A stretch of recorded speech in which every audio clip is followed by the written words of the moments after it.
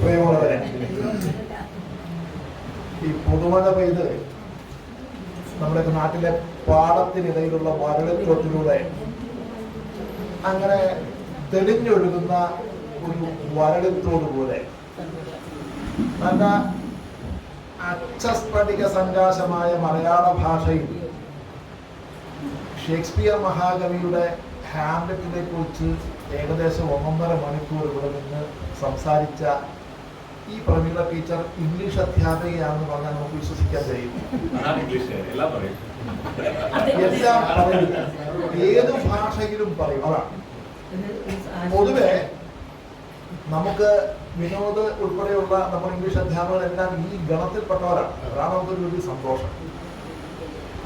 ടീച്ചറെ പറഞ്ഞു നിർത്തിയിടത്തുനിന്നാണ് ഞാൻ തുടങ്ങുന്നത്. കാരണം ഇത് എത്ര പറഞ്ഞാലും തീരാത്തൊരു വിഷയമാണ്. അത്തരം കൃതികളെയാണ് നമ്മൾ വീണ്ടും വീണ്ടും വായിക്കുന്നത്. ടീച്ചറ് ഹാംലെറ്റിന്റെ കഥ പറഞ്ഞ് അതിനെ മനോവിശ്ലേഷണത്തിലേക്കും സൈക്കോ അനലിറ്റിക്കൽ തിയറിയിലേക്കും അസ്തിത്വവാദത്തിലേക്കും ലക്കാന്റെ തിയറിയിലേക്കും ഒക്കെ ഘടിപ്പിച്ചപ്പോൾ അപ്പോൾ ഒരു കൃതിയെ നമ്മൾ പുനർവായിക്കുന്നത് കൊണ്ട് എന്താണ് ലക്ഷ്യമാക്കുന്നത് എന്നതിലേക്ക് നമ്മൾ എത്തിച്ചേരുകയാണ്. അപ്പോൾ നമ്മൾ രാമായണത്തെക്കുറിച്ചോ മഹാഭാരതത്തെക്കുറിച്ചോ ഒരു പുനർവായന നടത്തുമ്പോൾ അതിൻ്റെ കഥ കേൾക്കാനല്ലല്ലോ നമ്മളത് വീണ്ടും വീണ്ടും വായിക്കുന്ന. കഥ എല്ലാവർക്കും അറിയാം. അതിന് കൊടുക്കുന്ന പുനർവ്യാഖ്യാനങ്ങളാണ്. ഒരു ചെറിയ ഉദാഹരണം പറയാം. ഇപ്പോ എസ് കെ പൊറ്റക്കാടിന്റെ വളരെ പ്രസിദ്ധമായ ഒരു ലഘു നോവലുണ്ട്. വിഷകന്യക എന്നാണ് ആ നോവലിന്റെ പേര്.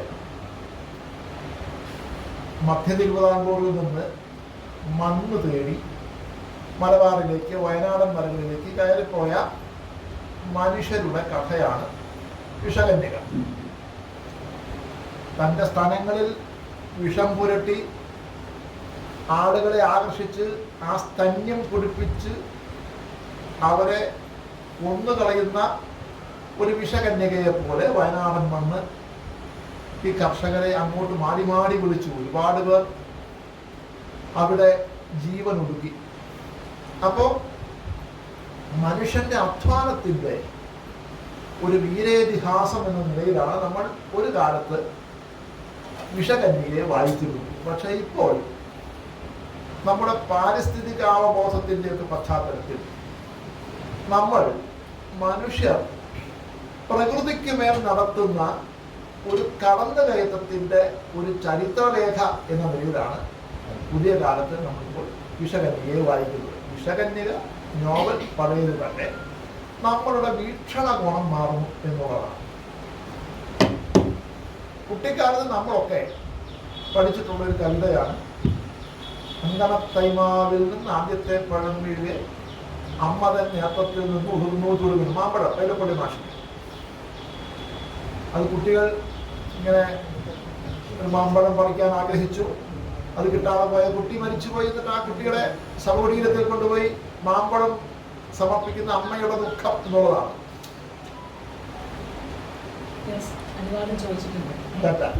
വീണ്ടും ക്ഷമിക്കണം, ഇടയ്ക്ക് പോകുന്നതും ഇത്ര നല്ലൊരു പ്രഭാഷണം മിസ് ചെയ്യുന്നതും ശരിയല്ലെങ്കിലും നല്ല പ്രഭാഷണമാക്കാൻ ശ്രമിക്കുന്നതാണ്.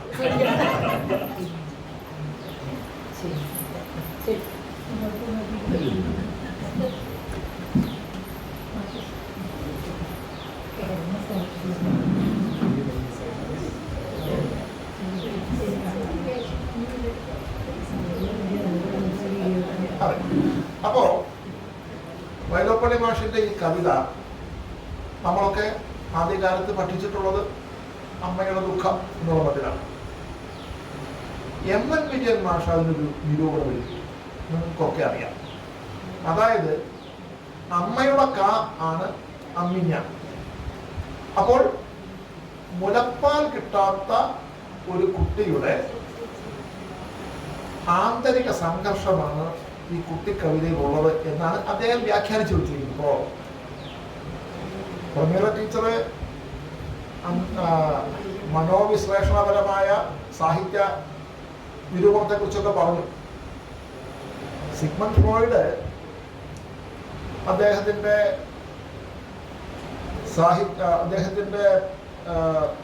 സൈക്കോളജിക്കൽ അദ്ദേഹത്തിന് എന്താണ് മനഃശാസ്ത്ര സിദ്ധാന്തങ്ങളിൽ പറയുന്ന കാര്യങ്ങൾ ആത്യന്തികമായി സത്യമായിക്കൊള്ളുന്നില്ല. അദ്ദേഹത്തിന് ശേഷം വന്ന ആളുകൾ അതിന് മാറ്റങ്ങൾ കൊടുത്തിട്ടുണ്ട്. അപ്പോൾ ഇത് ഒരു കൃതിയെ നമ്മൾ പല തരത്തിൽ സമീപിക്കുന്നു എന്നുള്ളതാണ് ഇതിൻ്റെ പ്രധാനപ്പെട്ട ഒരു കാര്യം.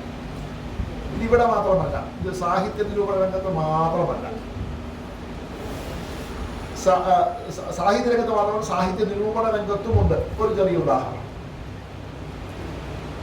കുട്ടിക്കൃഷ്ണമാലാന്റെ വളരെ പ്രസിദ്ധമായ ഒരു ലേഖനമുണ്ട്. അത് വാൽമീകിയുടെ രാമൻ എന്നാണ് ആ ലേഖനം.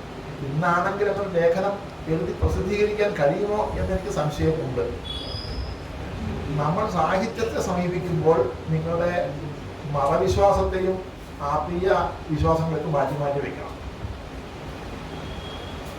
അപ്പോൾ വാൽമീകിയുടെ രാമൻ എന്ന കുട്ടിക്കൃഷ്ണമാലാരുടെ ലേഖനം വാൽമീകി രാമായണത്തെക്കുറിച്ചുള്ള ഒരു പുനർവായനയാണ്. അതിൽ അദ്ദേഹം രാമനെ കാണുന്നത് മാനുഷികമായ ശക്തിവിശേഷങ്ങളും ദൗർബല്യങ്ങളും ഒരേ സമയം ഉള്ളടങ്ങുന്ന ഒരു രാജാവിനെയാണ്. ഈ കഥയുടെ മറ്റൊരു നോട്ടമാണ് അധ്യാത്മരാമായണം. അത് എടുത്ത അധ്യാത്മരാമായണം കിളിപ്പാട്ടായി മലയാളത്തിൽ എഴുതുന്നു. രാമ രാമ രാമ രാമ രാമ രാമ പാഹിമ, രാമപാദം ചേരണേ മുകുന്ദരാമ പാഹിമ എന്നിങ്ങനെ ഭക്തിയിൽ ആറാടിച്ചുകൊണ്ട് രാമകഥ വരുന്നു. അത് വേറൊരു കാഴ്ചപ്പാടാണ്. ഇവിടെ നമ്മുടെ നാട്ടിൽ ഒരുപാട് രാമായണങ്ങൾ ഉണ്ടായിട്ടുണ്ട്. ഇപ്പോൾ നിങ്ങൾക്കറിയാവുന്ന പോലെ ഡച്ച് പുരോഹിതനായിരുന്ന കാമിൽ ബുൽക്കയുടെ രാമകഥ എന്ന PhD തീസിസ് അദ്ദേഹം 400-ലേറെ രാമായണങ്ങളെ കുറിച്ച് പറയുന്നുണ്ട്. അതിൽ ഒരു രാമായണം മാപ്പിള രാമായണമാണ്, മാപ്പിളമാർക്കിടയിലുള്ള ഒരു രാമായണമാണ്. ഇതെല്ലാം ഒരു കഥയുടെ പല വീക്ഷണകോണിലുള്ള നോട്ടങ്ങളുടെ ഉൽപ്പന്നങ്ങളാണ്. അതാണ് നമ്മൾ ഇതിലൂടെ ഉദ്ദേശിക്കുന്നത്. ഇപ്പോൾ ഒഥലോയെ കുറിച്ച് ഇതിനു മുമ്പോട് നടത്തിയ പ്രഭാഷണത്തിൽ നമ്മുടെ പ്രിയപ്പെട്ട വിനോദ്, ആ മൂർ വംശജനായ ഒഥല്ലോ ഏത് വംശത്തെയാണ് ഈ കാലഘട്ടത്തിൽ പ്രതിനിധാനം ചെയ്തത്? ദ അതർ എന്നൊരു സങ്കല്പമാണ്. മനുഷ്യവംശത്തിന്റെ ആദിമകാലം മുതൽ ഞാൻ, നമ്മൾ, നീ, നിങ്ങൾ, അങ്ങനെ വിഭജനത്തിന്റെ ഒരു പ്രത്യേക ശാസ്ത്രം പ്രവർത്തിക്കുന്നുണ്ട്. ഞാൻ തുറന്നു പറയാം, ഞങ്ങളൊന്നും ഡിഗ്രിക്കോ MAക്കോ പഠിച്ച കാലത്ത് ഇത്തരത്തിലുള്ള കാഴ്ചപ്പാടുകളൊന്നും സാഹിത്യത്തെ നോക്കി ശീലിച്ചിരുന്നില്ല. നമ്മൾ അതിൻ്റെ കഥയുടെ ഗുണപാഠം എന്നുള്ള മട്ടിലാണ്. അപ്പം ഇത്തരത്തിൽ നമുക്ക് സാഹിത്യകൃതികളെ പല തരത്തിൽ നമുക്ക് കാണാൻ കഴിയും. ഇപ്പൊ തകഴിയെ കുറിച്ച് പറയുമ്പോൾ, തകഴിയുടെ ചെമ്മീൻ എന്ന നോവലിനെ കുറിച്ച് പറയുമ്പോൾ ഇതിന്റെ കഥയൊക്കെ എല്ലാവർക്കും അറിയാം. അത് 2 കാരണങ്ങൾ കൊണ്ടാണ്. നോവൽ വായിച്ചവർ എത്ര, സിനിമ കണ്ടവർ എത്ര. 10 വയസ്സ് പ്രായമുള്ള കറുത്തമ്മയും 12-13 വയസ്സ് പ്രായമുള്ള പരീക്കുട്ടിയും എന്ന് പറയുമ്പോൾ നമ്മുടെ മനസ്സിൽ ഉണ്ടാകുന്ന രൂപം കുറച്ചുകൂടി പ്രായമുള്ള ഷീലയുടെയും മധുവിൻ്റെയും രൂപം ആയി വരുന്നതിൻ്റെ കാരണം സിനിമ എന്ന് പറയുന്ന ഒരു കലാരൂപത്തിൻ്റെ ഒരു അന്തർവ്യാപന ശക്തി കൊണ്ടാണ്, അതിൻ്റെ ഒരു ജനപ്രിയത കൊണ്ടാണ്. അപ്പോൾ ഒരേ സമയം നോവലായും സിനിമയായും മലയാളികളെ മാത്രമല്ല ലോകമെമ്പാടുമുള്ള സാഹിത്യ പ്രണയികളെ, ഞാനത് വെറുതെ ഒരു കഥയായി പറയുന്നത്, ലോകമെമ്പാടുമുള്ള സാഹിത്യ പ്രണയികളെ ഹഠാത് ആകർഷിച്ച ഒരു നോവലാണ് തകഴിയുടെ ചെമ്മീൻ. എന്തുകൊണ്ടാണ് ഞാൻ ഈ ചെമ്മീനെ തിരഞ്ഞെടുത്തത് എന്ന് കൂടി ഞാൻ വ്യക്തമാക്കാം. അതാണല്ലോ എൻ്റെ ഗവേഷണ രീതിശാസ്ത്രപരമായ ഒരു സമീപനം. തകഴി ശിവശങ്കരപിള്ള എന്ന് പറയുന്ന 20-ാം നൂറ്റാണ്ടിലെ ലബ്ധപ്രതിഷ്ഠനായ ഒരു എഴുത്തുകാരൻ്റെ എഴുത്ത് ജീവിതത്തിൻ്റെ ഒരു സവിശേഷമായ ഘട്ടത്തെ, അതിൻ്റെ ഒരു പരിണാമത്തെ കൃത്യമായി സൂചിപ്പിക്കുന്ന ഒരു കൃതിയാണ് ചെമ്മീൻ. അദ്ദേഹം അമ്പലപ്പുഴക്കാരനാണ്, തകഴി അമ്പലപ്പുഴക്കാരനാണ്. അദ്ദേഹത്തിന്റെ സ്കൂൾ വിദ്യാഭ്യാസമൊക്കെ കഴിഞ്ഞ് പരീക്ഷയ്ക്ക് പഠിക്കാൻ വേണ്ടി തിരുവനന്തപുരത്ത് വന്നു. തിരുവിതാംകൂറിന്റെ തലസ്ഥാനമാണ്. അവിടെ വെച്ച് അദ്ദേഹത്തിന് 2 ഗുരുനാഥന്മാരെ കിട്ടി. ഒന്ന് കേസരി ബാലകൃഷ്ണപിള്ള, മറ്റൊന്ന് EV കൃഷ്ണപിള്ള. ഈ ഗുരുനാഥന്മാരുടെ ശിക്ഷണത്തിൽ അദ്ദേഹത്തിന്റെ അകക്കണ്ണ് തുറന്നതിന്റെ പ്രതിഫലനങ്ങളാണ് അദ്ദേഹം എഴുതി കൂട്ടിയതെല്ലാം. അതായത് കേസരി ബാലകൃഷ്ണപിള്ള ഒരു ചെളി കെട്ടിയ കുളം പോലെ കെട്ടിക്കിടന്നിരുന്ന മലയാള സാഹിത്യത്തെ ഫ്രഞ്ച്, ഇംഗ്ലീഷ് ഭാഷാ സാഹിത്യങ്ങളുടെ വിവർത്തനങ്ങൾ കൊണ്ടും സാഹിത്യ സിദ്ധാന്തങ്ങൾ കൊണ്ടും ഒന്ന് ഇളക്കി മറച്ചതിൻ്റെ മെച്ചമാണ് തകഴിയുടെ കൃതികളിൽ കാണുന്നത്. 1889 ഒരു വർഷമുണ്ട്. ആ വർഷത്തിന്റെ പ്രാധാന്യം അന്നാണ് ഇന്റർപ്രിട്ടേഷൻ ഓഫ് ഡ്രീംസ് എന്ന് പറയുന്ന മനഃശാസ്ത്ര ലേഖനം പുറത്തു വരുന്നത്. ഫ്രോയിഡിന്റെയാണ്.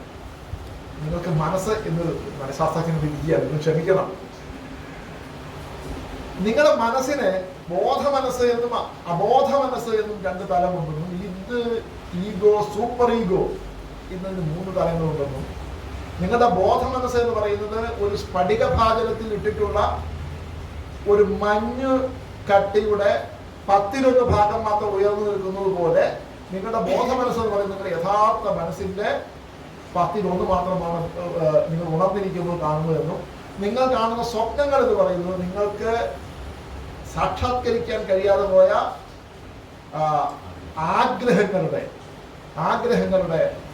ആവിഷ്കാരമാണെന്ന് അദ്ദേഹം പറഞ്ഞപ്പോൾ അത് അക്കാലത്ത് ഒരു വലിയ സ്ഫോടനാത്മകമായ ഒരു സംഗതിയായിരുന്നു. നിങ്ങൾക്ക്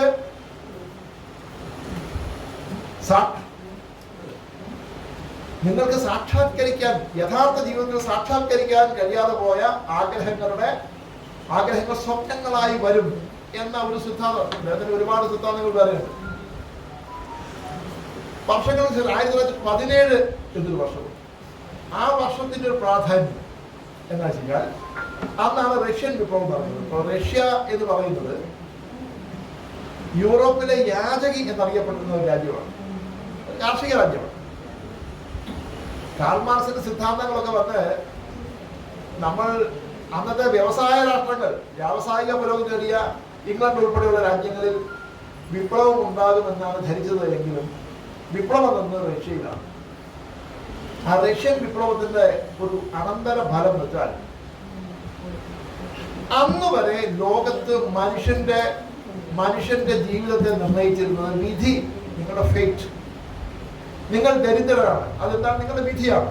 നിങ്ങൾ ധനികനാണ്, അതാണ് നിങ്ങളുടെ വിധിയാണ്. നിങ്ങൾ കുഷ്ഠരോഗിയാണ്, അതെന്താ? അത് നിങ്ങളുടെ വിധിയാണ്. അങ്ങനെയാണ്. അപ്പോ വിധി, ഫേറ്റ് എന്നത് മാറ്റി മനുഷ്യനെ അവന്റെ ജീവിതത്തിന്റെ ഭാവി ഭാഗധേയം സംഘടിതമായ വർഗ സമരത്തിലൂടെ മാറ്റിമറിക്കാൻ കഴിയും എന്ന ഒരു പുതിയ സന്ദേശമാണ് 1917 ഒക്ടോബർ വിപ്ലവം കൊണ്ട് സാധിച്ചത്. ഇതിന്റെ ഒക്കെ അനുരണനങ്ങൾ സാഹിത്യത്തിൽ ലോകമെമ്പാടും ഉണ്ടായി. അങ്ങനെയാണ് ഇന്ത്യയിൽ ജീവൻ സാഹിത്യ പ്രസ്ഥാനം എന്നൊരു പ്രസ്ഥാനം ഉണ്ടാകുന്നത്. ഇതിന്റെയൊക്കെ പ്രാധാന്യം എന്താ വെച്ചാൽ നമ്മുടെ സാഹിത്യം എന്നത് നാളതുവരെ കൊട്ടാരങ്ങളിലെ, കോവിലകങ്ങളിലെ, അന്തഃപുരങ്ങളിലെ പ്രണയ നാടകങ്ങളും അവരുടെ ഇച്ഛാഭംഗങ്ങളും മാത്രമായിരുന്നെങ്കിൽ മണ്ണിൽ ചവിട്ടി നിൽക്കാനും മണ്ണിലെ മനുഷ്യന്റെ ദുഃഖങ്ങൾ, വേദനകൾ, അവൻ നേരിടുന്ന തിരിച്ചടികൾ, അവന്റെ ജീവിത പ്രശ്നങ്ങൾ ഒക്കെ സാഹിത്യത്തിൽ വിഷയമാക്കാം എന്ന ഒരു പുതിയ ചിന്താഗതി ഇവിടെ വന്നു. അങ്ങനെയാണ് തകഴി തോട്ടിയുടെ മകൻ എഴുതുന്നത്. നിങ്ങൾ ആലോചിക്കണം, വിപ്ലവ നോവൽ എന്ന് അറിയപ്പെടുന്ന ഇന്ദുലേഖ പോലും ഒരു സമ്പന്ന സവർണ കുടുംബത്തിലെ അന്തർനാടകങ്ങളുടെ ആവിഷ്കാരമാണ്. ഞാൻ ഒട്ടും പരിമിതപ്പെടുത്തി പറയുകയല്ല. പക്ഷേ തോട്ടിയുടെ മകനും ഒരു പ്രണയമുണ്ടെന്നും അയാൾക്ക് ആത്മാഭിമാനമുണ്ട് എന്ന് തോട്ടിയുടെ മകൻ എന്ന നോവലിൽ നമ്മൾ കാണുകയാണ്. രണ്ടിടങ്ങളിൽ നിന്ന് നോവൽ വരുമ്പോ അവിടെ കർഷക തൊഴിലാളിയായിട്ടുള്ള കോരനും ചിരിതയും അവരുടെ ജീവിതവും സാഹിത്യത്തിൽ വിഷയമാവുകയാണ്. തൊട്ടു മുമ്പ് കേശവദേവ് ഓടയിൽ നിന്ന് നോവൽ എഴുതുമ്പോൾ സാഹിത്യലോകം ഞെട്ടിത്തെറിച്ചു. കാരണം റിക്ഷ വലിക്കുന്നവനും ആത്മാഭിമാനമുള്ള റിക്ഷക്കാരനോ, അയാൾക്കും പ്രണയമോ, അയാൾ ഈ എന്താണ് ഇതിഹാസ പുരാണങ്ങളിലെ ധീരോദാത്ത നായകന്മാരെ പോലെ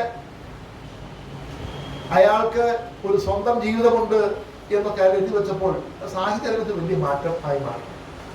ഇത്തരത്തിൽ സാഹിത്യത്തിന്റെ രൂപഭാവങ്ങളെ മാറ്റിമറിച്ച ജീവൻ സാഹിത്യ പ്രസ്ഥാനവും പിന്നീട് പുരോഗമന സാഹിത്യ പ്രസ്ഥാനവും ഒക്കെ സാഹിത്യത്തിൽ വലിയ മാറ്റം കൊണ്ടുവരികയാണ്. തകഴി ജീവിച്ചിരുന്ന കാലത്തെക്കുറിച്ച് നമ്മൾ സൂചിപ്പിക്കണം. അത് ലോകമഹായുദ്ധം കഴിഞ്ഞ പട്ടിണിയുടെ കാലമാണ്. പട്ടിണി എന്ന് വെച്ചാൽ അക്കാലത്ത് ആളുകളുടെ കയ്യിൽ പണമില്ല. ഉടുപ്പ് വാങ്ങണമെങ്കിൽ ഒരു പറ നെല്ലുമായി പോവാം. നെല്ല് കൃഷി ഉള്ളവർക്ക് നെല്ലുണ്ട്, നെല്ലുമായി പോവാം. അല്പം തൈര് വേണമെങ്കിൽ കുറച്ച് നെല്ല് കൊണ്ടുപോയി കൊടുക്കുക. അങ്ങനെയാണ്.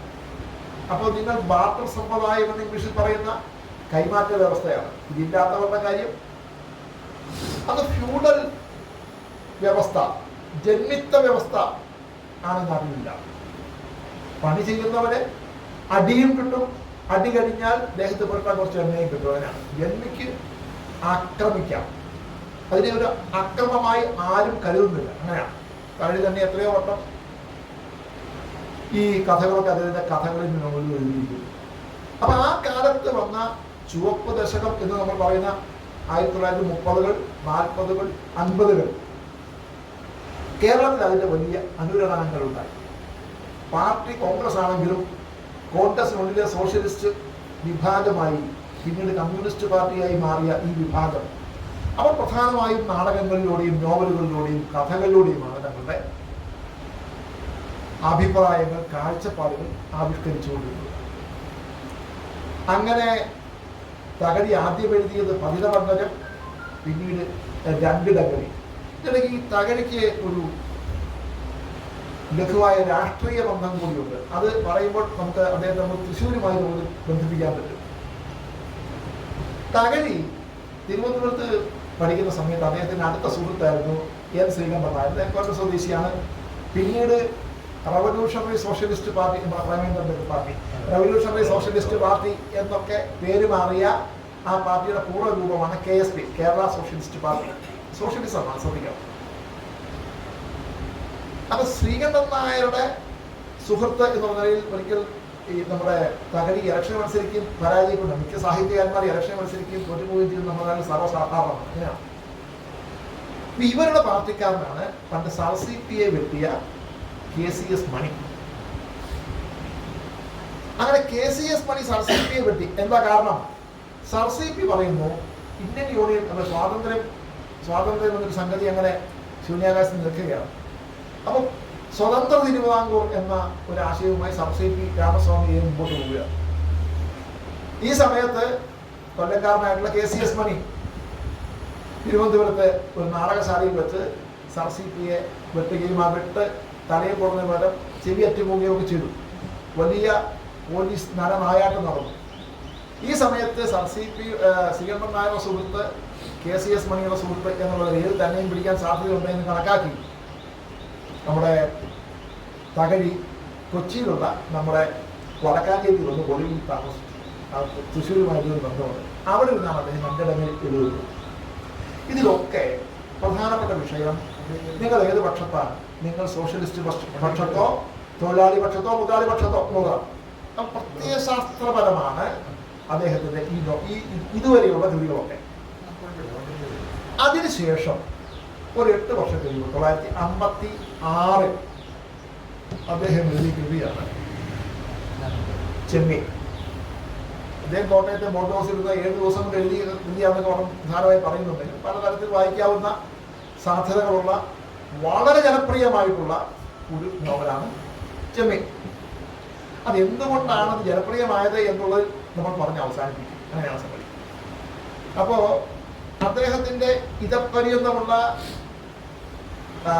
സാഹിത്യ ചരിത്രത്തിലെ അദ്ദേഹത്തിന്റെ അനുക്രമമായ വളർച്ചയുടെ ഒരു വിച്ഛിത്തി നിങ്ങൾക്ക് ഈ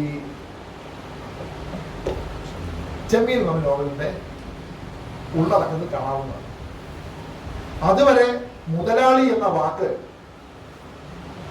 ഒരു അശ്ലീല പദമായിരുന്നെങ്കിൽ ഈ നോവലിൽ കൊച്ചു മുതലാളി എന്ന് വിളിക്കുമ്പോൾ അത് ഒരു സുന്ദര മനോഹര മനോജ്ഞ പദമായി മാറുകയാണ്.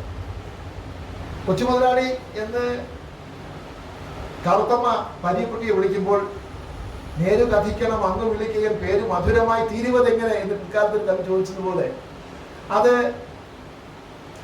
നമ്മുടെ ബഷീറിന്റെ ബാല്യകാല സഖിയിൽ ചറക്ക എന്ന് നമ്മുടെ സുഹറ ചോദിക്കുന്നത് പോലെ അത് അനുപമമായ ഒരു വിളിയായി മാറുകയാണ്.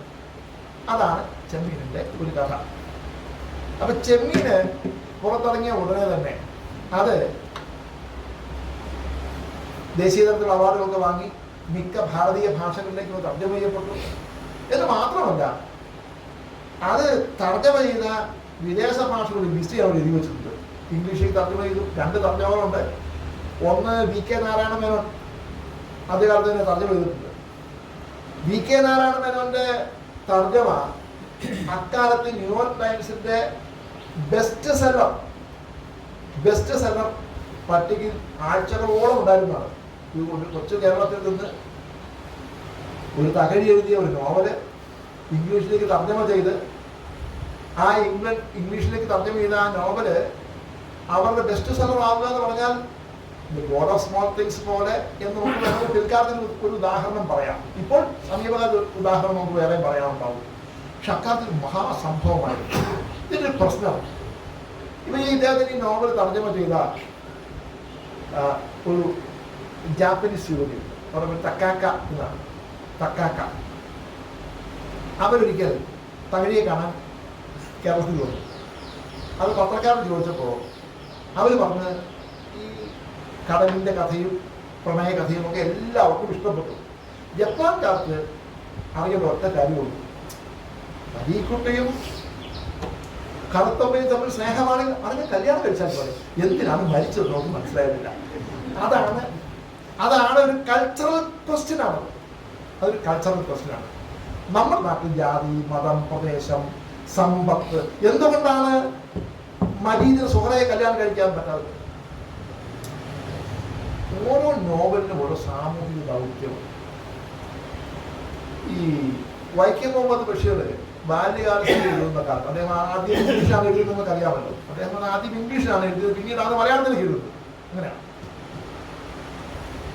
അക്കാലത്ത് ഒരു മുസൽമാൻ എന്ന് പറഞ്ഞാൽ നമ്മുടെ സമൂഹത്തിൽ ഉണ്ടായിരുന്ന ഒരു പൊതുബോധമാണ്. ഞാൻ ആ വാക്ക് ഉപയോഗിക്കും, ഒരു പൊതുബോധം. അയാൾക്ക് ഈ സ്നേഹവും പ്രേമവും ഒന്നും ഉള്ള ഒരു ജീവിയല്ല, അയാളൊരു ഭീകര ജീവിയാണ് എന്ന മട്ടിലാണ് നമ്മുടെ പൊതുമാധ്യമങ്ങളും പൊതുബോധവും ഒരു കാലത്ത്. ഇപ്പൊ മലബാറും കൊച്ചിയും തിരുവിതാംകൂറും തമ്മിൽ പോലും വേണ്ടത്ര ഒരു ആശയവിനിമയം അല്ലെങ്കിൽ ഒരു വികാരവിനിമയം ഇല്ലാതിരുന്ന കാലവും കൂടിയാണ് നോക്കണം. മലബാറിൽ നിന്ന് തിരുവിതാംകൂറിലേക്ക് ആദ്യം പോകുന്ന ടിപ്പുവിന്റെ പടയോട്ടക്കാലത്താണെന്ന് നമ്മൾ ഓർക്കണം. മുറിഞ്ഞ 3 രാജ്യങ്ങളായി കിടക്കുകയായിരുന്നു. അങ്ങനെയാണ്. അക്കാലത്താണ് ഒരു മരീദിന്റെയും സുഹറയുടെയും പ്രേമം മലയാള സാഹിത്യത്തിൽ വരുന്നത്. ബഷീർ തന്നെ പറയുന്നുണ്ട്, ഈ മുസൽമാന് പ്രണയിക്കാൻ അറിയാം എന്ന് ഈ നോവൽ വായിച്ചപ്പോൾ പറഞ്ഞ് മനസ്സിലാക്കുന്നത്. അതിൽ ഒരു രംഗമുണ്ടല്ലോ വിനോദ്, അതായത് മരീദിന്റെ കാൽവണ്ണയിൽ ഒരു കുരു വരുന്നു. സുഹറയുടെ ഒരു സ്നേഹ ചുംബനം കൊണ്ട് കുരു പൊട്ടിക്കുന്ന ഒരു വിദ്യ മലയാള സാഹിത്യം തന്നെ ആദ്യമാണ്. അങ്ങനെയാണ്. നിങ്ങളുടെ പ്രണയത്തെക്കുറിച്ച് പറഞ്ഞു. ഇവിടെ പ്രണയം എന്നൊരു സംഗതി വരുന്നത് സ്ത്രീ പുരുഷ പ്രണയം എന്നൊരു സംഗതി വരുന്നത് ഈ സ്ത്രീ പുരുഷന്മാർക്ക് സ്വതന്ത്രമായി ഇടപഴകുന്നതിന് അനുവാദമില്ലാത്ത സമൂഹങ്ങളിൽ അവരുടെ സങ്കല്പം നമുക്കാണ് കാൽപ്പനിക പ്രണയം വരുന്നത്. ഓർക്കേണ്ടത്, ഇന്ദുലേഖയിൽ കാൽപ്പനിക പ്രണയമില്ല.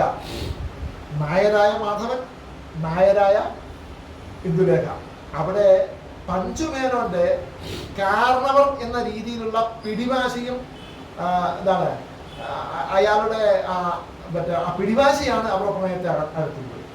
എന്നിട്ട് പോലും ആ കൃതി കേരളത്തിൽ ചൂടപ്പം പോലെ വിറ്റു എന്ന് പറയുന്ന ഒരു കാര്യം ഓർക്കേണ്ടത്, പുസ്തകം, അച്ചടിച്ച പുസ്തകം വാങ്ങി വായിക്കുന്നത് ശീലമില്ലാത്തൊരു നാട്ടിലാണ് എന്ന് ആലോചിച്ചോളാം. കേശവദേവ് അദ്ദേഹത്തിന്റെ ആത്മകഥയിൽ പറയുന്നത്, ഞാൻ വീട്ടിൽ വെച്ച് ഈ പുസ്തകം വായിക്കാൻ നിവൃത്തിയില്ല, അതുകൊണ്ട് ഞാൻ ഈ പുസ്തകം വായിച്ചത് വീടിന്റെ പിന്നിലുള്ള സർപ്പക്കാവിൽ ഒളിച്ചിരുന്നാണ് എന്ന് പറയുന്നുണ്ട്. അതാണ് നമ്മുടെ കേരളം, അതാണ് നമ്മുടെ കേരളം. പിന്നീട് ചങ്ങമ്പുഴ വരുന്നുണ്ട്. ചങ്ങമ്പുഴയുടെ പുസ്തകങ്ങൾ ആളുകൾ കൈകൊണ്ട് പകർത്തി, കൈപ്പടയിൽ പകർത്തിയാണ്, കാരണം പുസ്തകം കിട്ടാനില്ല.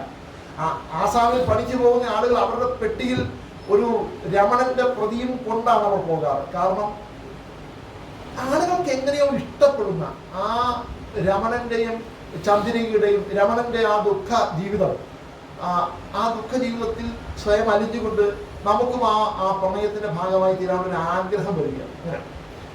അപ്പൊ അത്തരത്തിൽ ഇതിവിടെ നോക്കൂ, ഇവിടെ English, Spanish, Italian, French, German, Croatian, check, Slav, Dutch, polish, Hungarian, Russian, Romanian, Arabic.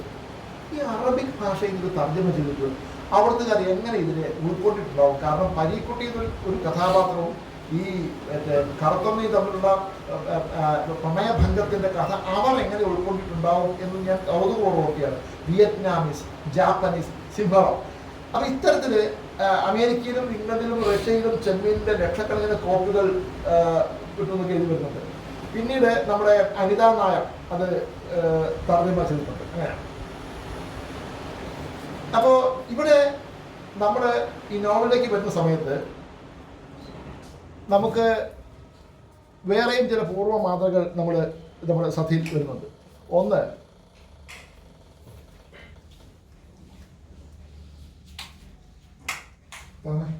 Okay,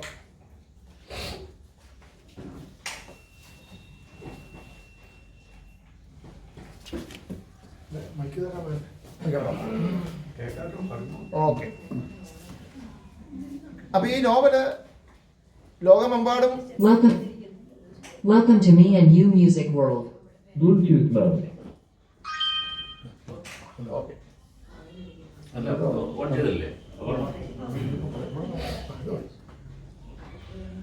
നമ്മള്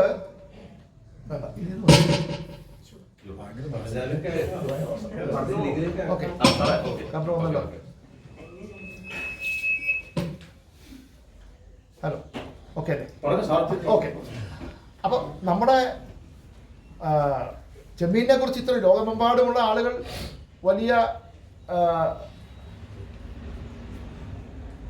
സന്തോഷസൂചകമായി ഇത് വളരെ മികച്ച കൃതി എന്നൊക്കെ പറഞ്ഞ് ആളുകൾ വാങ്ങുമ്പോൾ തന്നെ നമ്മുടെ നാട്ടിൽ ഈ കൃതിക്കെതിരെ അതിശക്തമായിട്ടുള്ള വിമർശനങ്ങൾ വന്നിട്ടുണ്ട്.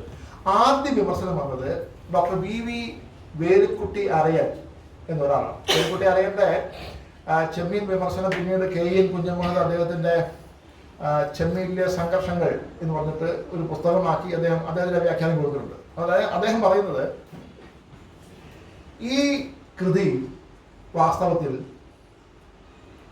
മനുഷ്യ പുരോഗതിയെ തടസ്സപ്പെടുത്ത ഒരു നോവലാണ്.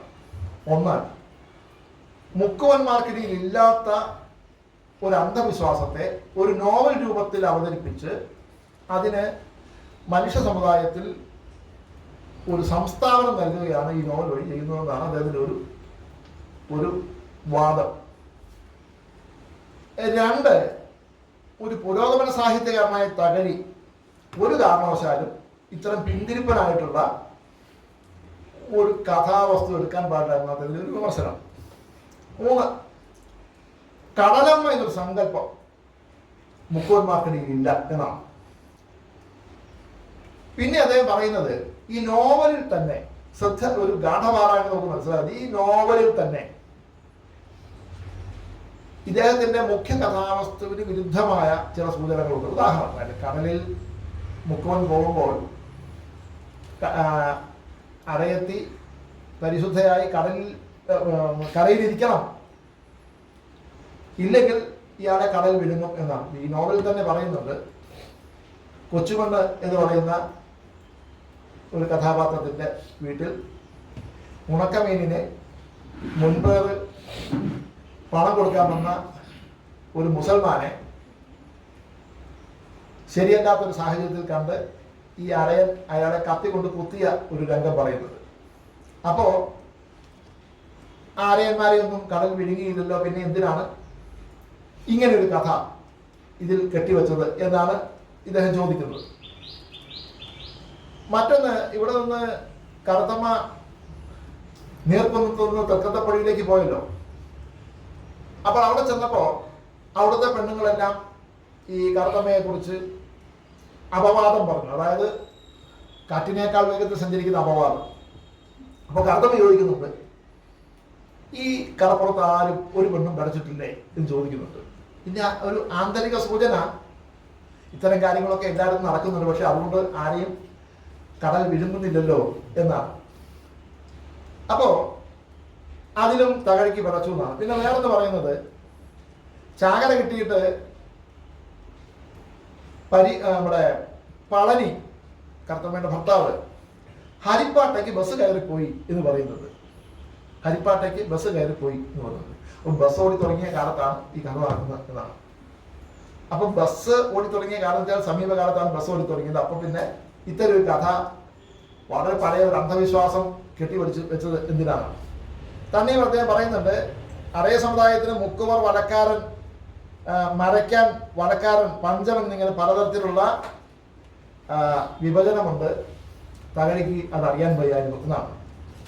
ഇതേക്കുറിച്ച് എനിക്ക് പറയാനുള്ള കാര്യം എന്താ വെച്ചാൽ, വി വേലുക്കുട്ടി അറിയേണ്ട ഈ വിമർശനം നോവൽ ഒരു ചരിത്ര വസ്തുവാണ് എന്നുള്ള ഒരു കാഴ്ചപ്പാട് അധിഷ്ഠിതമാണ്.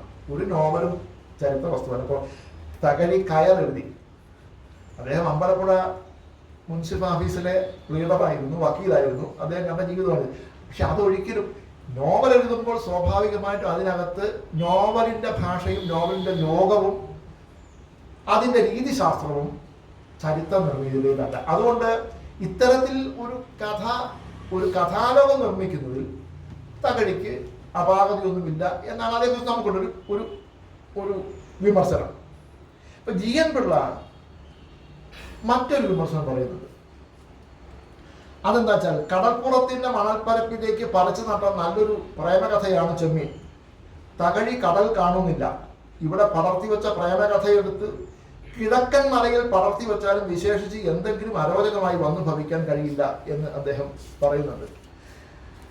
ഇതെല്ലാം ഇദ്ദേഹം ഈ രണ്ടിടങ്ങഴി വരെ പുലർത്തിപ്പോന്ന വർഗസമരാധിഷ്ഠിതമായിട്ടുള്ള കാഴ്ചപ്പാടിൽ നിന്ന് മാറി പുതിയ ഒരു പന്ഥാവിലേക്ക് അദ്ദേഹം മാറുമ്പോൾ ഇവിടുത്തെ പുരോഗമന കലാ സാഹിത്യ സംഘത്തോട് ചേർന്ന് നിൽക്കുന്ന ആളുകൾ EMS അടക്കം ഉന്നയിച്ച വിമർശനത്തിന്റെ പിൻപറ്റി നടത്തുന്നത് വിമർശനം. അപ്പൊ സഖാവ് EMS തന്നെ നടത്തിയ ഒരു വിമർശനം ഞാൻ ഇവിടെ എഴുതി വെച്ചിട്ട് ഞാൻ വായിക്കാം. തകഴിയുടെ കൃതികൾ ലോകഭാഷകളിലേക്ക് തർജ്ജമ ചെയ്യപ്പെട്ടു. ആ നിലയ്ക്ക് തകഴി വിശ്വസാഹിത്യകാരന്മാരുടെ ഇടയിലേക്ക് ഉയർന്നു. വാചകം EMSൻ്റെതാണ്, അതുകൊണ്ട് അത്തരത്തിൽ വേണം നമ്മൾ കേൾക്കാൻ. ആ നിലയ്ക്ക് തകഴി വിശ്വസാഹിത്യകാരന്മാരുടെ ഇടയിലേക്ക് ഉയർന്നു. കേരളത്തിന്റെ സാമൂഹിക ജീവിതത്തിൽ വന്നുകൊണ്ടിരിക്കുന്ന മാറ്റങ്ങളുടെ പരിണാമം എന്ന നിലയ്ക്ക് തൊഴിലാളി വർഗം ഒരു സ്വതന്ത്ര വിപ്ലവ രാഷ്ട്രീയ ശക്തിയായി വളരുകയാണെന്ന സത്യം തകഴിയുടെ കൃതികളിൽ പ്രതിഫലിക്കുന്നില്ല. തൻ്റെ കൃതികളിൽ അദ്ദേഹം വരച്ചു കാണിക്കുന്ന കുട്ടനാടിന്റെ ചരിത്രത്തിൽ ആ പ്രദേശത്ത് വളർന്നു വരാൻ തുടങ്ങിയ കർഷക തൊഴിലാളി പ്രസ്ഥാനത്തിന് സ്ഥാനമില്ല. EMSന്റെ ഈ വിമർശനത്തിൽ ഭാഗികമായൊരു സത്യമുണ്ടെങ്കിലും അതിന് ആത്യന്തിക സത്യമല്ല. ഇപ്പോൾ ഉദാഹരണത്തിന്, ഇപ്പോ എഴുത്തച്ഛൻ്റെ രാമായണം കിളിപ്പാട്ട് എടുക്കുക.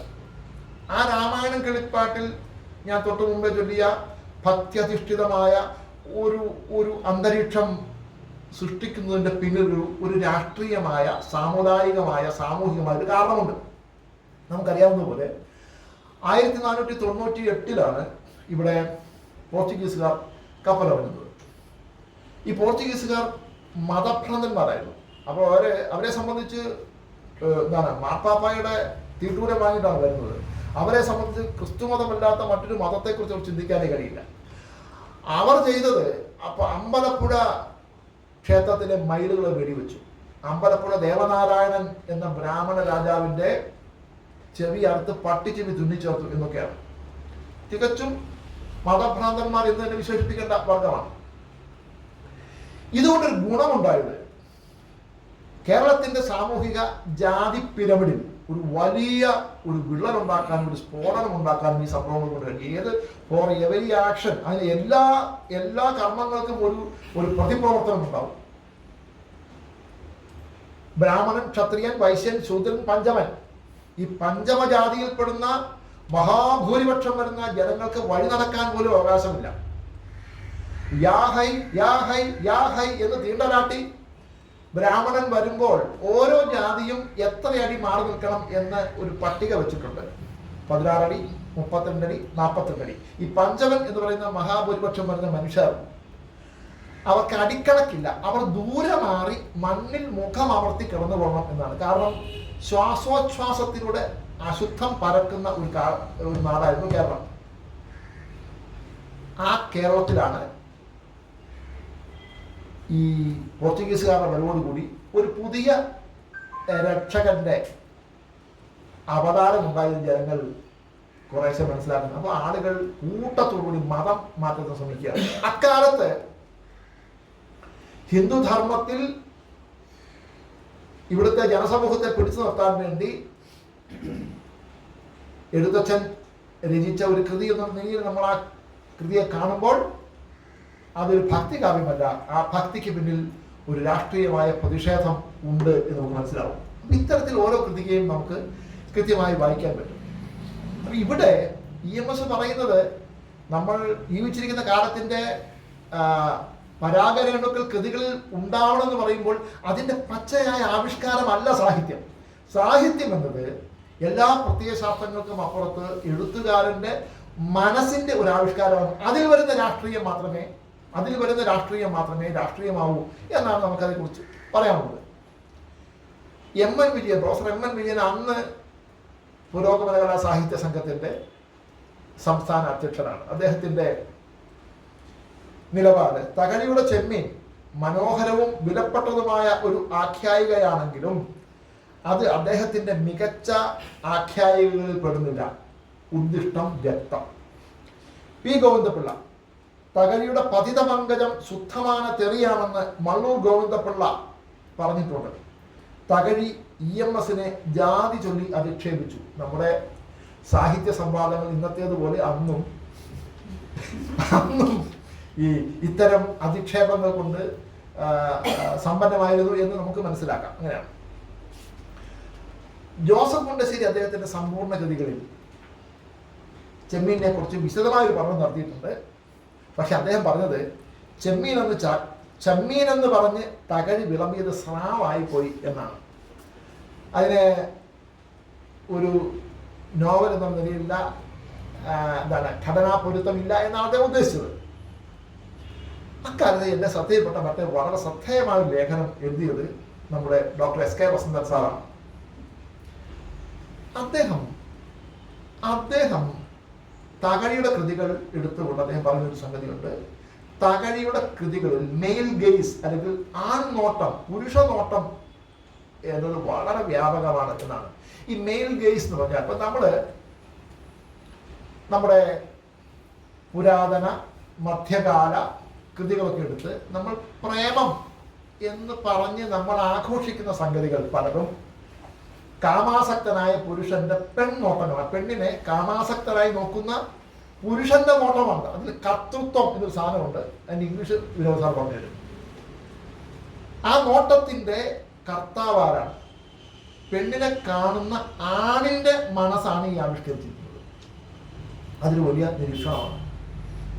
തകഴി പുരോഗമന സാഹിത്യകാരനാണ് എന്ന് പറയുമ്പോൾ തന്നെ അദ്ദേഹത്തിന്റെ പെണ്ണുങ്ങൾ, അദ്ദേഹത്തിന്റെ ആണുങ്ങൾ ജന്തു സഹജമായ വികാരങ്ങൾക്ക് അടിപ്പെട്ട് മാത്രമാണ് പെരുമാറുന്നതെന്ന് വിമർശനം അദ്ദേഹം പറയുന്നത്.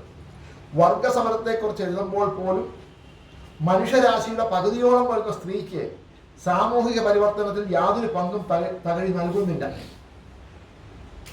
ചിരുത, കറുത്തമ്മ തുടങ്ങിയ പേരുകൾക്ക് പകരം ഉണ്ണിച്ചിരുദേവി, ഉണ്ണിയച്ചി, മേദിനി വെണ്ണിലാവ് എന്നിങ്ങനെ പേര് മാറ്റിയാലും ഒന്നും സംഭവിക്കാനില്ല എന്നാണ് നമ്മുടെ വസന്തൻ മാഷ് പറയുന്നത്. അപ്പോ ഈ നോവലിന് കുട്ടനാടിൻ്റെ സാമൂഹ്യാന്തരീക്ഷവുമായി വലിയ ബന്ധമുണ്ട്. കാലത്തെ അറിയ സമുദായം, അവിടുത്തെ കടലുമായി ബന്ധപ്പെട്ട ജീവിതം, ഇത് തകഴി എപ്രകാരമാണ് സ്വാംശീകരിച്ചത് എന്നുകൂടി നോക്കാം.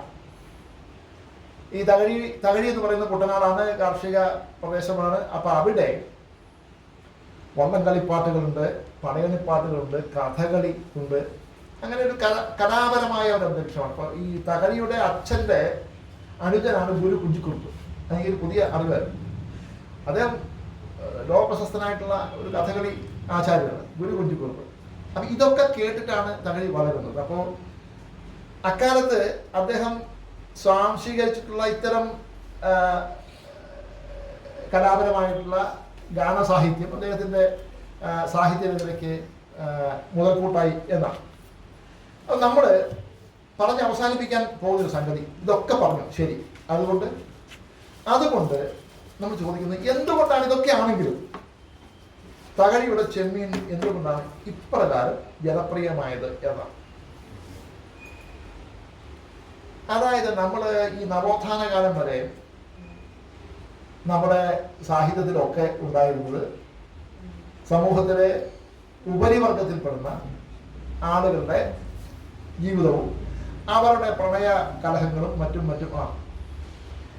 അപ്പോൾ മണിപ്രവാള കൃതിയിൽ നമ്മളിപ്പോ നോക്കുമ്പോൾ കാണുന്നത് മുമ്പ് പറഞ്ഞതുപോലെ കാമാസക്തനായ പുരുഷന്റെ കാമത്തോടു കൂടിയുള്ള നോട്ടം, അതിന് വഴങ്ങുന്ന സ്ത്രീ എന്ന്. അപ്പോൾ അതിലെ ഈ പുരുഷന്റെ ലിംഗപരമായ ഒരു മേൽക്കോയ്മ ആ കൃതിയിൽ ഉടനീളം കാണാം. പക്ഷെ നമ്മൾ അക്കാലത്ത് ഇപ്പോൾ വെൺമണി കൃതികളെടുത്താലും അതിനു മുമ്പുള്ള നമ്മുടെ കുഞ്ചൻ നമ്പ്യാർ കൃതികളെടുത്താൽ പോലും അതിനകത്ത് ഇത്തരത്തിലൊരു പൊളിറ്റിക്കൽ കറക്റ്റ്നെസ്സിനെ കുറിച്ച് അക്കാലത്തിൽ ബോധമുണ്ടായിരുന്നില്ല. നവോത്ഥാന കാലത്താണ് സ്ത്രീ പുരുഷ ബന്ധത്തെക്കുറിച്ചുള്ള ഒരു പുതിയ കാഴ്ചപ്പാട് വരുന്നത്. ഒരു സ്ത്രീക്ക് ഒരു പുരുഷൻ, ഒരു പുരുഷന് ഒരു സ്ത്രീ എന്ന മട്ടിൽ ഒരു പുതിയ ജീവിതക്രമവും ഒരു പുതിയ മനുഷ്യബന്ധവും ഉണ്ടാകുന്ന അക്കാലത്താണ്. പ്രണയത്തിന് വേണ്ടി സ്വയം നഷ്ടപ്പെടുന്ന സ്ത്രീ പുരുഷന്മാരെ നമ്മൾ കണ്ടു തുടങ്ങിയത് ഈ നവോത്ഥാന കാലത്താണ്, 1940-കൾക്ക് ശേഷമാണ്. അതൊന്നാണ് ഈ തകഴിയുടെ ചെമ്മീൻ. 1914 കുമാരനാശാൻ യുവജന ഹൃദയം സ്വതന്ത്രമാണ് അവരുടെ കാമ്യ പരിഗ്രഹേച്ഛയിൽ എന്ന് എഴുതി വെച്ചത് കവിതയാണ്, മനുഷ്യൻ്റെക്ക് ചേർന്നിട്ടില്ല. യുവജന ഹൃദയം സ്വതന്ത്രമാണ് അവരുടെ കാമ്യ പരിഗ്രഹേച്ഛയിൽ. കവിതയിൽ അങ്ങ് നിൽക്കുമ്പോൾ തന്നെ സമൂഹത്തിൽ അത് പറഞ്ഞു വന്നിരുന്നില്ല. 1914 ആശാൻ പറഞ്ഞ കാര്യം തന്നെയാണ് 1955 നമ്മുടെ തകഴി എഴുതി വയ്ക്കുന്നത്. പിന്നീട് ചങ്ങമ്പുഴ വരുന്നത്. അപ്പൊ ചങ്ങമ്പുഴ വരുമ്പോൾ അദ്ദേഹത്തിന്റെ റൊമാൻറ്റിക് ഔട്ട്സൈഡർ, കാൽപ്പനിക നായകൻ, ആ കാൽപ്പനിക നായകൻ പ്രണയത്തിന് വേണ്ടി സ്വയം നഷ്ടപ്പെടാൻ തയ്യാറായ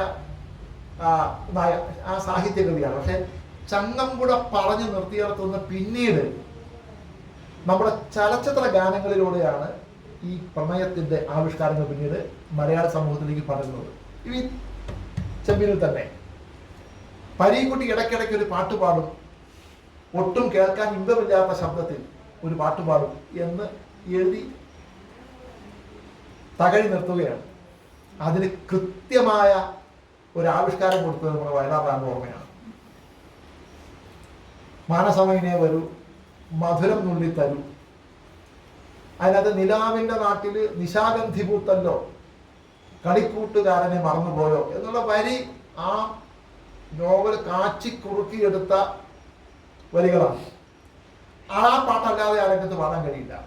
ആ പാട്ട് പാടിയ മന്നാലെ, അദ്ദേഹം ഉത്തരേന്ത്യക്കാരനാണ്. അദ്ദേഹത്തിന്റെ ഭാര്യ പ്രൊഫസർ സുലോചന, മലയാളിയാണ്. പ്രൊഫസർ സുലോചനയാണ് വലിയ ഉച്ചാരണ പിശകില്ലാതെ ആ പാട്ട് ഇദ്ദേഹത്തെ ആലപിക്കാൻ പഠിപ്പിച്ചത്. വളരെ വർഷങ്ങൾക്ക് ശേഷം സമീപകാലത്ത് മന്നാടെ മരിച്ചപ്പോൾ മാനസമൈന പറന്നുപോയി എന്നാണ് പത്രങ്ങൾ എഴുതിയത്. നോക്കൂ, ആകെ അദ്ദേഹം മലയാളത്തിൽ 2 പാട്ടുകൾ എഴുതിയിട്ടുള്ളൂ. ഒന്ന് മാനസമൈന എന്നുള്ള നെല്ല് എന്നുള്ള സിനിമയില് മറ്റേ ചെമ്പാൽ. അതെ. അപ്പൊ ഇപ്രകാരം ഒരു പാട്ട് കൊണ്ട് മലയാള സമൂഹത്തിനിടയിലേക്ക് ആ ചെമ്മീൻ എന്ന് പറഞ്ഞ നോവലിന്റെ ആ സത്ത മുഴുവൻ കൊണ്ടുവന്ന ഒരു പാട്ടുകാരനാണ്. അപ്പൊ അത് മലയാള സമൂഹം അതിനെ എന്താണ് അത്തരത്തിൽ ഉൾക്കൊണ്ടു എന്നുള്ളതാണ്. അപ്പം ഒരു കൃതി എങ്ങനെയാണ് ജനപ്രിയമാകുന്നത്, ഒരു കൃതി എങ്ങനെയാണ് ജനപ്രിയം, അതാണ് വിഷയം.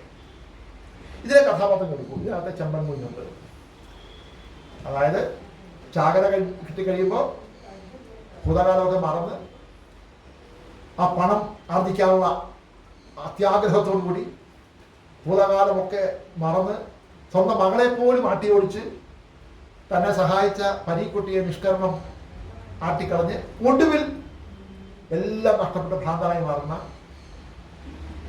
ഒരു കഥാപാത്രം. മറ്റൊന്ന് കറുത്തമ്മയും പരീക്കുട്ടിയുമാണ്. നമ്മള് ഇന്ദുലേഖയിൽ കാണുന്ന പ്രണയം ഒരേ മതത്തിൽപ്പെട്ട പ്രണയമാണ്. പക്ഷെ ഇക്കാലമാകുമ്പോഴേക്കും ആ പ്രണയത്തിന് ജാതിയുടെയും മതത്തിന്റെയും വേലിക്കെട്ടുകളെ അതിലംഘിക്കുന്ന ഒരു തലത്തിലേക്ക് ആവിഷ്കാരം വരികയാണ്. മജീദും സുഹറയ്ക്കും സംഭവിക്കുന്നത് അവരുടെ സാമ്പത്തിക സ്ഥിതി, അപ്പൊ സാമ്പത്തിക പ്രശ്നം. മജീദ് സാമ്പത്തികമായി പിന്നോക്കാവസ്ഥ നിൽക്കുന്ന എന്താണ്, സുഹറ സാമ്പത്തികമായി പിന്നോക്കാവസ്ഥ നിൽക്കുന്ന ആളും മജീദ് എന്താണ് സമ്പന്നനായ ഒരാളുമാണ്. അപ്പൊ അവിടെ സമ്പത്തായ പ്രശ്നം, ഇവിടെ ജാതിയാണ് പ്രശ്നം. നോക്കൂ, ഒഥല്ലയെ കുറിച്ച് പറഞ്ഞതുപോലെ എപ്രകാരമാണ് പരീക്കുട്ടി എന്ന് പറയുന്ന ആളുടെ ജാതി, അയാളുടെ മതം വെച്ചിട്ട് അയാളെ ഒരു തരത്തിലും ജീവിതത്തിൽ ഒരു മേഖലയിലും ചേർത്ത് നിർത്താതെ അയാളെ ആട്ടി ഓടിക്കുന്നു നോക്കുക, അങ്ങനെയാണ്. അപ്പോൾ ഒരു ദുരന്ത നായകനായി അങ്ങനെ കൊണ്ടു നടക്കുന്ന ഒരു കഥാപാത്രം മലയാളി മനസ്സിനെ ഇത്തരത്തിലുള്ള അതിവൈകാരികമായ പ്രകടനങ്ങൾ, ഒരു ദുരന്ത നായകനോടുള്ള ഇഷ്ടം പണ്ടുകാലം മുതലേ ഉള്ളതാണ്. അത് മലയാളി സമൂഹത്തിൻ്റെ ഒരു സ്വഭാവ പ്രത്യേകതയായി ഞാൻ എണ്ണുകയാണ്. മറ്റൊന്ന് ഇതിലെ കറുത്തമ്മ എന്ന കഥാപാത്രമാണ്. ഒരാളെ പ്രണയിച്ചു, മറ്റൊരാളെ വിവാഹം കഴിച്ചു. പക്ഷേ ഒരാളെ പ്രണയിച്ച് മറ്റൊരാളെ വിവാഹം കഴിച്ചെങ്കിലും പൂർവ്വകാമുകനോടുള്ള ഇഷ്ടവും അഭിനിവേശവും ജീവിതത്തിലുടനീളം തുടരുകയും അങ്ങനെ അതൊരു ദുരന്തത്തിൽ കലാശിക്കുകയും ചെയ്യുന്ന ഒരു നായിക കഥാപാത്രം കേരള സമൂഹത്തിൻ്റെ ഒരു പ്രതിരൂപമാണ് എന്നൊരു വിലയിരുത്തലും ഉണ്ടായിരുന്നു. ഇത്തരത്തിൽ മുമ്പ് നമ്മുടെ സാഹിത്യരംഗത്ത് വലിയ ജനപ്രീതി നേടിയ ഒരു കൃതിയുടെ ഒരു സാമൂഹികമായിട്ടുള്ള ഒരു വ്യാഖ്യാനം നടത്താം എന്നാണ് ഞാൻ വിചാരിക്കുന്നത്. ഇത്രയും സമയം ഈ പ്രഭാഷണം കേട്ടത് നിങ്ങൾക്ക് ഞാൻ നന്ദി പറയും. നമസ്കാരം.